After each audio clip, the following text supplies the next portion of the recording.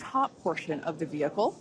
It's designed for carrying passengers and cargo to Earth orbit and beyond. It stands about 50 meters tall, which is a little taller than the Statue of Liberty. It's comprised of 6 Raptor engines, 3 sea level and 3 vacuum engines, which are optimized to operate in the vacuum of space. And they provide a maximum of 258,000 tons of thrust in vacuum. Spacecraft is also outfitted with 4 flaps to help aerodynamically control the vehicle's attitude, which you can see those 2 forward flaps there on your screen now. So they help control the vehicle's attitude during atmospheric flight and enable precise landing at the intended location. Now, one thing we got to mention, the heat shields. They are iconic. Starship is wrapped in a heat shield, which is composed of 18,000 hexagonal ceramic tiles designed to insulate the vehicle during that atmospheric entry. And that's really important because the temperatures can be as high as 2,600 degrees Fahrenheit. The hex-shaped tiles, like the ones that Shiva and I have, roughly make up about 2/3 of the vehicle. We can see that we have some different shapes. Mine is slightly curved. As you can imagine, it sits on the curved portions of the Starship vehicle. Now, the one that I've got is a hexagonal tile that's more flat, and it's really used for the flatter structures on the vehicle. And we need a heat shield because when you're coming back in from re-entry, we're going supersonic, we're compressing all the air ahead of us. That ends up causing a lot of heating along the surface, and without a heat shield, that would go straight into the structure. Yeah, one thing that's amazing to me, especially when I first picked up one of these heat shield tiles, is that they're so light. They almost feel like they're made out of foam. They're that light, and they kind of sound like it too. And one thing that we do want to mention, in order to reject the maximum amount of heat during that entry, like Shiva was just saying, they're black, and that's because black helps reject that heat that is building up on the exterior of the heat shield. Now, Starship is designed for vertical takeoff and landing as opposed to taking off and landing like an airplane, and that's because that's really important because we don't have runways on the moon or Mars. Fortunately, at those destinations, the gravity is not as high as it is here on Earth. On Mars, the gravity is just 1/3 of what it is here on Earth, and on the moon, it's just a 1/6. So in both of those cases, Starship, with just its engines, can take off without needing the super heavy booster like we do need here on planet Earth. Now, for today's test, Starship does not have its landing legs attached because, like we said before, it won't be returning anywhere. Starship is expected to make a very hard ocean landing, which, if we even make it that far and manage to get any views, it will certainly make for a very exciting end to today's test. At this point in time, we are 20 minutes or just over 20 minutes from liftoff. Let's check in with John Innsbrucker for a status update. Hey, John, how's it looking? Thanks, Kate. I'm John Innsbrucker, Principal Integration Engineer here at SpaceX. We're currently loading propellant from the ground system into both the first and second stages. Now, both vehicles use the same 2 propellants. That commonality helps build the reliability. And the fuel today is liquid methane, and that's at a temperature of just over 100 kelvins.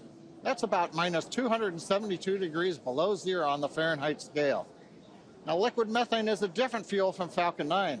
That booster uses RP1 kerosene. However, our oxidizer is liquid oxygen, and that's the same as Falcon 9. Because there is no oxygen in space to support combustion, we have to bring our own. Now, leading up to where we are right now, we had a go-no-go poll. That was conducted just after T-minus 2 hours. And once the team gave their goes, we started loading propellants onto the booster at T-minus 1 hour and 39 minutes. At T-minus 1 hour and 22 minutes, we began propellant loading of the ship. The second stage you can see on your screen right there. Now, propellant loading of the Starship's second stage main tanks completed at about the T-minus 27-minute mark, at which time we then began loading the 2 header tanks in the nose of the second stage. Now, at T-minus 3 minutes, when the first stage super heavy propellant loading completes, that means we'll have all the propellant on the rocket, and the vehicle will be fully loaded with over 10 million pounds of propellant. Now, right now, at T-minus 19 minutes and counting from liftoff, the weather and winds are looking good. We have been watching the ground level winds. They're at 18 miles an hour. As the morning continues, they will increase, but that is below our limits right now.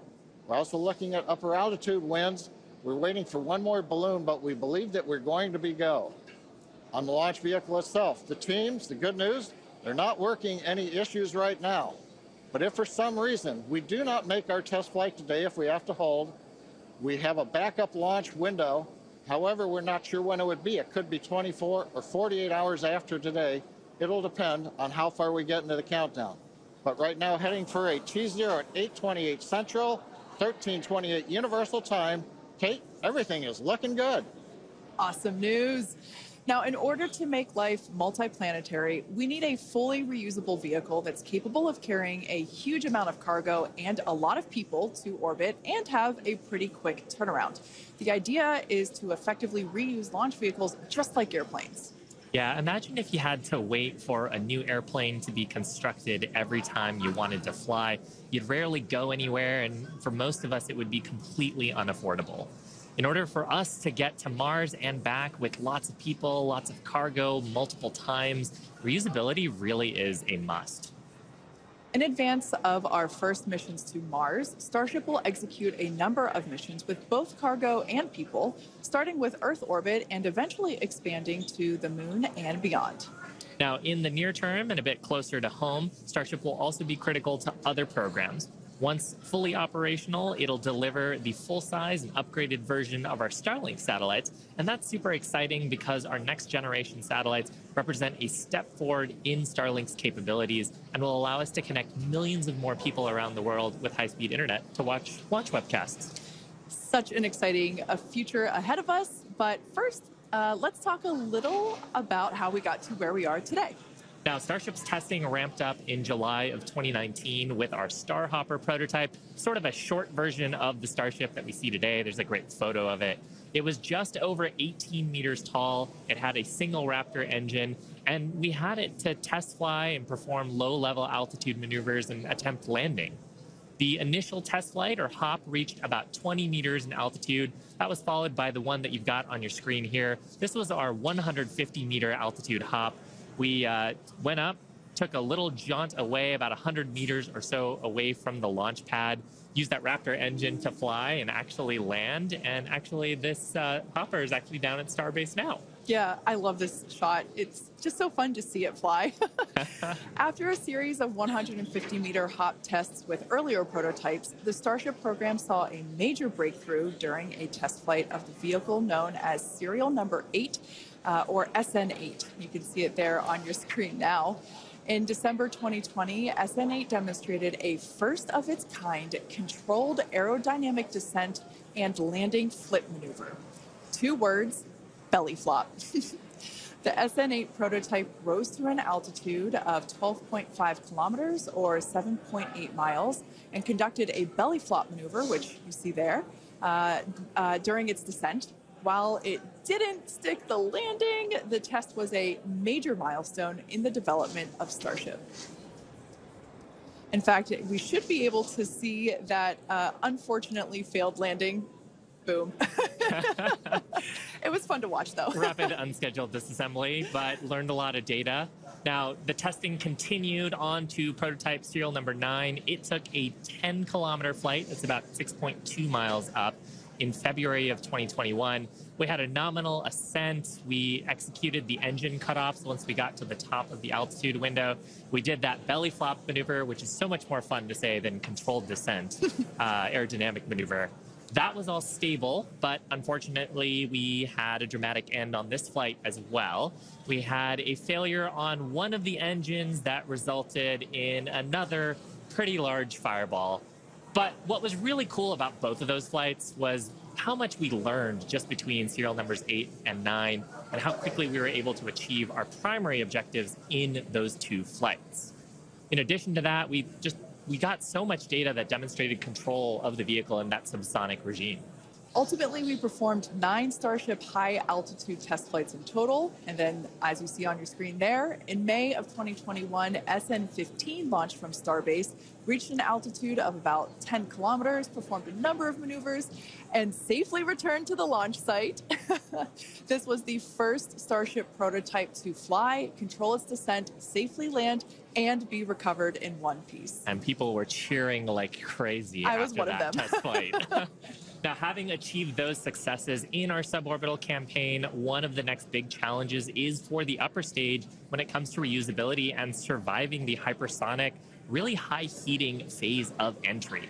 Combined with the later ability to refill Starship's tank with propellants, the fuel and oxygen, while we're on orbit, that will enable us to have a fully reusable transportation system that's designed to carry both crew and cargo on long duration missions, interplanetary flights, and will help humanity get to the moon, travel to Mars, and beyond in our solar system. This is all just basically our path of progress, basically an iteration on each vehicle. And that iterative process is a core part of how we work here at SpaceX. We like to test early and often, publicly as well in our case, and that's both for hardware and software. And while it doesn't always go as expected, we learn so much from it, and it informs our next attempt. Yeah, we learn a lot from actually putting the vehicle through flight-like tests. Even the test on Monday gave us an opportunity to learn more about the vehicle into today's launch attempt, and so far things are looking really good. Now, we are continuing into our countdown. We're about T-minus 12 minutes to go. I think it's a perfect time for another check-in with John Insparker. How's it going, John? Well, Shiva, the good news is that the nets are quiet. The teams are currently working. No significant launch vehicle issues. You can see the T clock there on your screen, T-minus 12 minutes, 10 seconds, and counting. Propellant loading is continuing on both the Super Heavy and the ship stages. You can see the graphic on the left-hand side of the screen. Most recently, we began loading liquid oxygen and liquid methane fuel into the header tanks on Starship. Those are two small tanks just underneath the nose of the second stage. Now that started at T-minus 27 minutes. That'll be wrapping up at about that will be wrapping up about T-minus 9 minutes. Now the Starship second stage main fuel and LOX tanks are loaded for flight right now. The Super Heavy first stage booster propellant loading is continuing, and that'll go till about T-minus 3 minutes. We're underway with engine chill as we get ready for T0, and we're also configuring the launch pad for liftoff. The booster hold downs have been unlatched. They'll be ready to retract at liftoff, and the second stage quick disconnect is beginning its configuration for release. The methane and liquid oxygen propellants currently going to the second stage go through that quick disconnect. That's that arm that reaches out from the tower to the base of the second stage. The SpaceX team continues to check in with the Coast Guard. Good news is we've not heard any reports of boats in the safety perimeter as the launch vehicle heads out over the Gulf of Mexico. So right now, T-minus 10 minutes, 40 seconds, and counting. Everything continues to go well for an on-time launch. Now, today's test flight is taking place out of our Starbase facility in South Texas, and that test site has gone through a huge amount of development over the last couple of years. One thing I want to point out, this is a great view from our drone. Not only can we see the pad, but in the fog, kind of in the distance, in the background and to the left of the pad, you can actually see our production facility, which is the other part of Starbase in addition to the launch pad. Of course, as part of rapidly iterating with our test program, we're also rapidly iterating on our production system to produce Starships and Super Heavies. Last year, the Starbase team produced 4 Starship Super Heavy boosters and 5 Starships, along with their 200th Raptor 2 engine, and they're only scaling up from there, Kate. Yeah, it's incredible to think that for 2023, production has 5 boosters and 8 Starships going. So it's incredible. And it's important to have that system fill in basically the manufacturing line so that we have product ready to go as soon as we're done with this test. Yeah, exactly. And ultimately, I mean, we talked about how Starship is an order of magnitude more payload to orbit. But if you're going to go set up a base on the moon or Mars, you're going to need thousands of metric tons of propellants. And so you're going to need a fleet of vehicles that's capable of doing that. Yeah, one thing to note, Starbase directly employs more than 1,800 employees. It's the largest employer in the area, in fact. And we're very thankful to Cameron County for being so supportive. This is a view from the Cameron County Amphitheater. And there's a crowd there, and you could tell by the energy here in Hawthorne as well that everyone's getting really exciting. I feel my own heart rate going up and up. I know. It must be really, really exciting to go see this. And I mean, just the sheer amount of power on Starship, you're going to feel it down there when this thing lifts off from the pad. We've actually got a great shot here of the natural surroundings around the pad. Oddly enough, most of the pads end up being around sort of wild locations like this. But coming up on T-minus 8 minutes, I think it's another good time for check-in with John. Thank you, Shiva. T-minus just over 8 minutes to the first test flight of Starship. Currently, we are pressurizing second stage.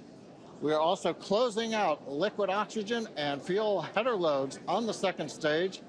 We're also getting ready for propellant load tank pressurization on the first stage. In fact, we are just now closing out header tank load on the second stage. Now with the header tanks loaded and closed out, that means we're down to just the first stage to finish loading. That'll finish about T-minus 3 minutes.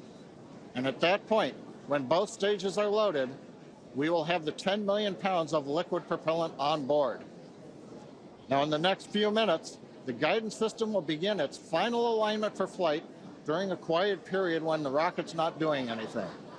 The automated flight termination system will be armed, and a final TVC checkout will be performed.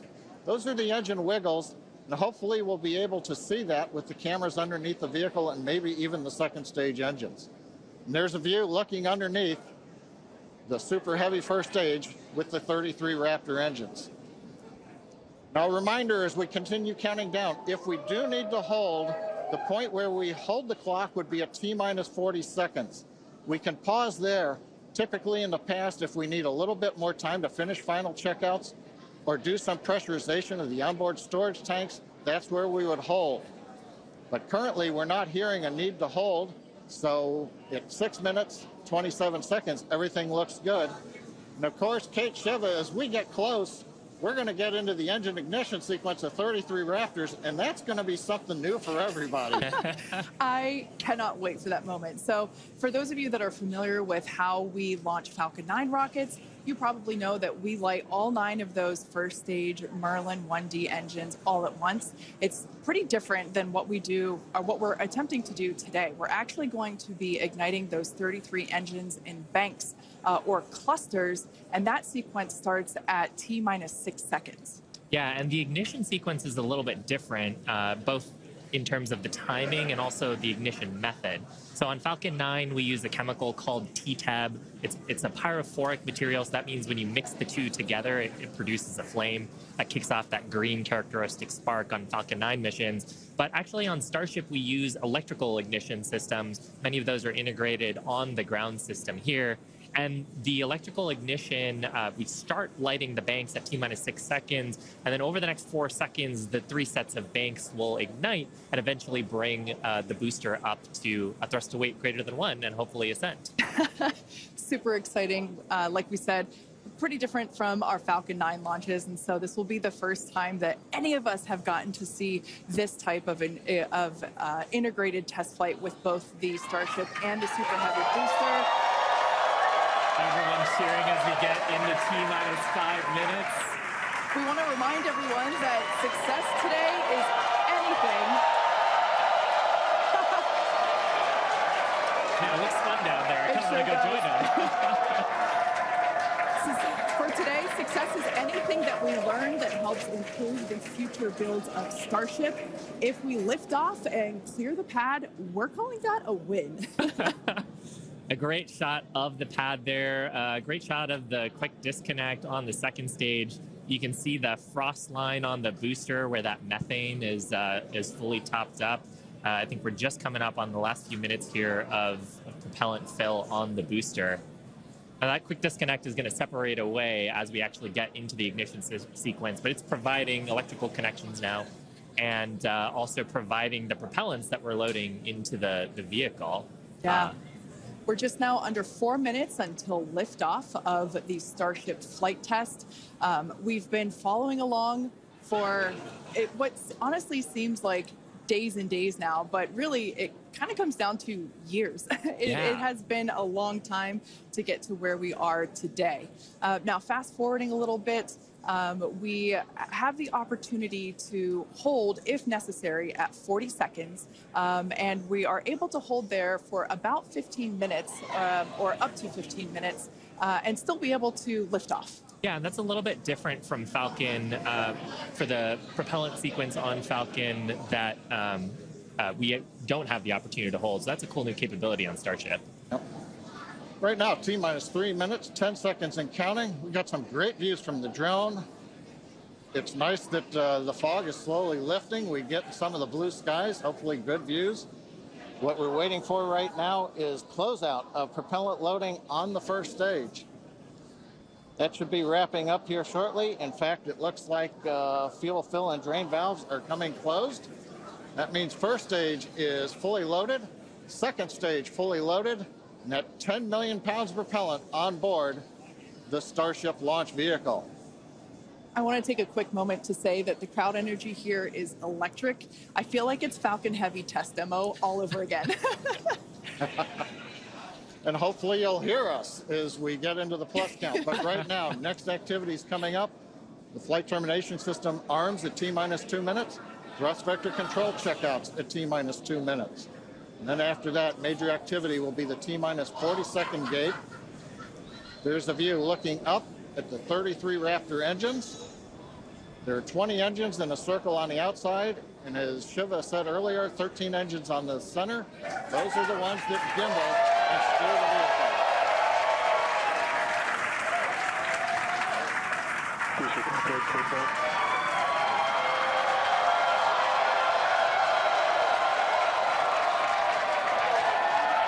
I don't think I've ever seen someone so excited for TVC wiggles. Love this view. These are the 33 Raptor engines at the base of the super heavy booster. I think we can see those wiggles now. We're currently inside 90 seconds. Next major activity, T-minus 40 seconds. That is a gate, a decision point. We're waiting. Possibility the propulsion team may need a few minutes. Flight termination system is armed for flight. We're getting ready for T-minus 1 minute and counting. T-minus 1 minute and counting.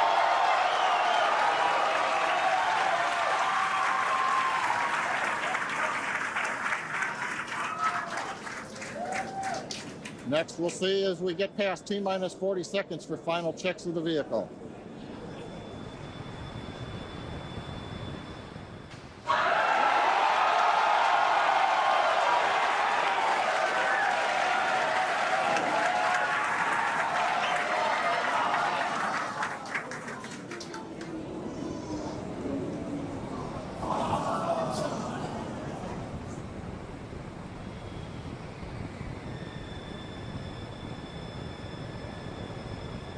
Okay, you can see the clock has recycled. Flight director has called a hold. We are recycling. For the moment, we'll see where they move the clock back to. They could hold at T-minus 40 seconds. They could go to an earlier point. Give us a minute to listen into the nets, and we'll see if we can get you more information to share.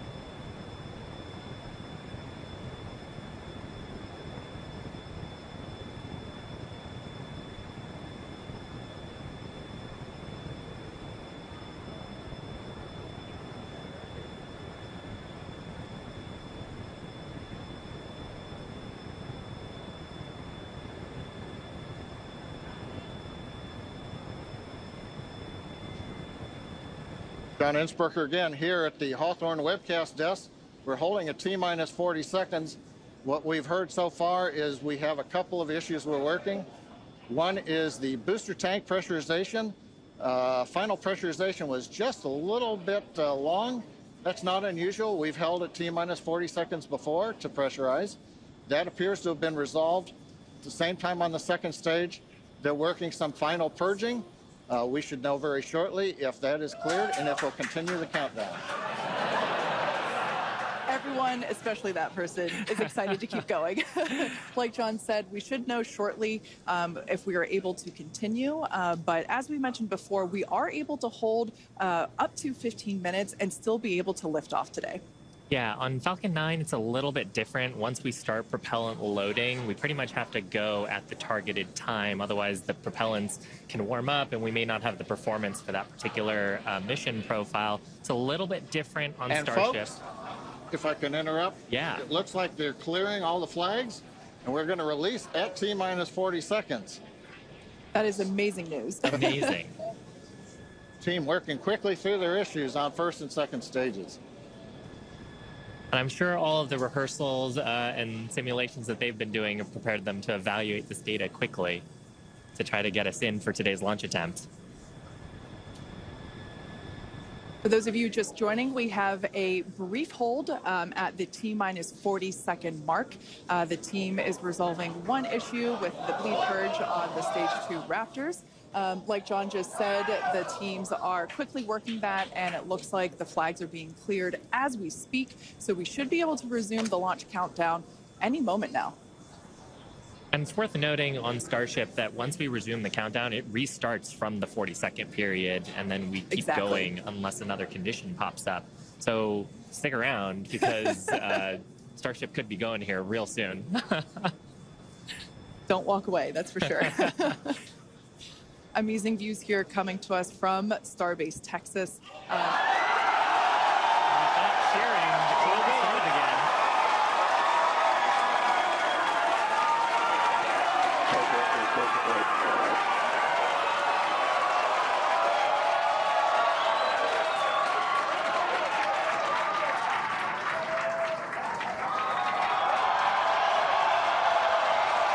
T-minus 15 seconds. 10, 9, 8, 7, 6, 5, 3.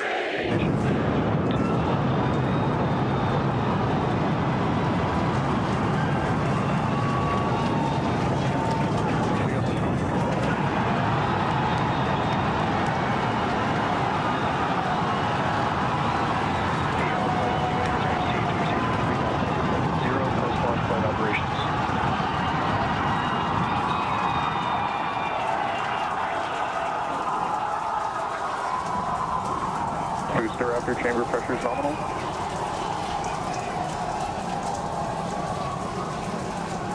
T+33 seconds into the test flight of the inaugural Starship vehicle. Tower cleared, we're into pitch over. Propulsion reports first stage engines nominal. What a sight when the ground cameras at Starbase. We're flying at twice the thrust of the Saturn V heading to space. Acquisition of signal, surface proceed. We're throttled down and throttled back up. Going through the period of maximum aerodynamic pressure.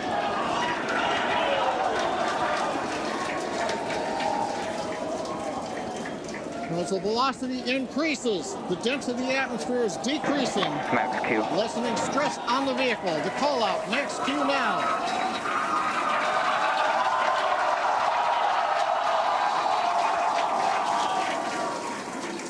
Continuing to watch the first stage as we head down range.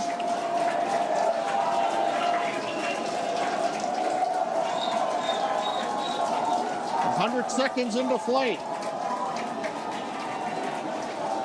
Our next major activity is going to be shutdown of the first stage. Houston tracking station now acquiring the vehicle. With shutdown, we will get separation of Starship and Super Heavy and ignition of the Starship engines. When Starship separates, we light up 6 engines in a staggered sequence. And if all goes well, those 6 engines will burn for almost 6.5 minutes. Onboard view from Starship. And there's views of the Raptor engines on the second stage as we prepare for stage separation. Now, after stage separation, the first stage will flip and begin a boost back maneuver for landing in the Gulf.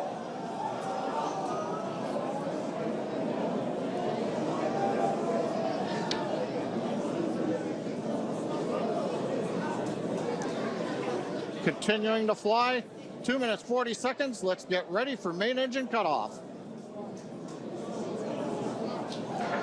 Booster engine cutoff. Beginning the flip for stage separation.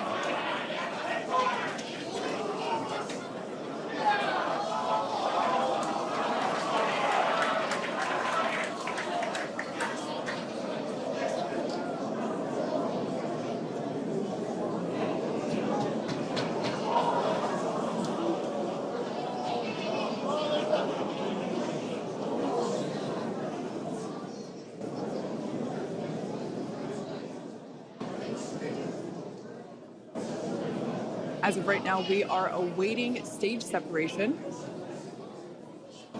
where Starship should separate from the Super Heavy booster.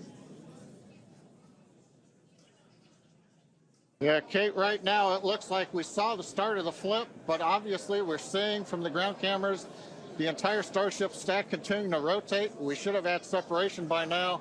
Obviously, this is does not appear to be a nominal situation. Yeah, it does appear to be spinning, but I do want to remind everyone that everything after clearing the tower was icing on the cake. And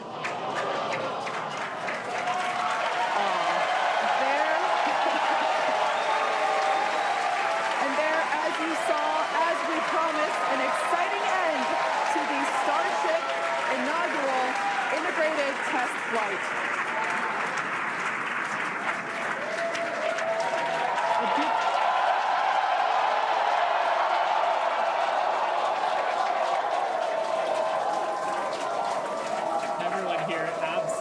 Pumped to clear the pad and make it this far into the test flight, the first integrated flight of the booster and the Starship vehicle. Live view there of our control center at Starbase, which we refer to as Star Command. As we said before, obviously we wanted to make it all the way through, but to get this far, honestly, is amazing.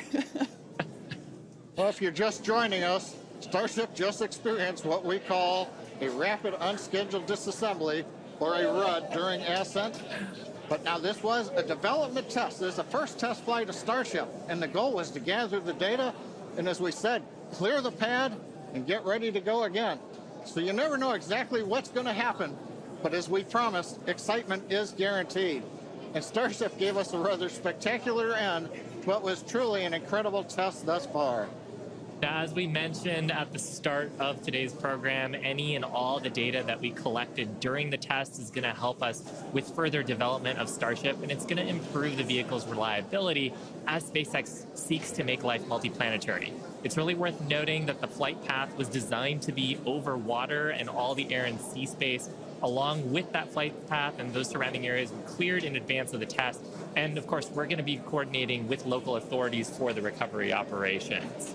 But honestly, what an exciting morning. Oh my gosh.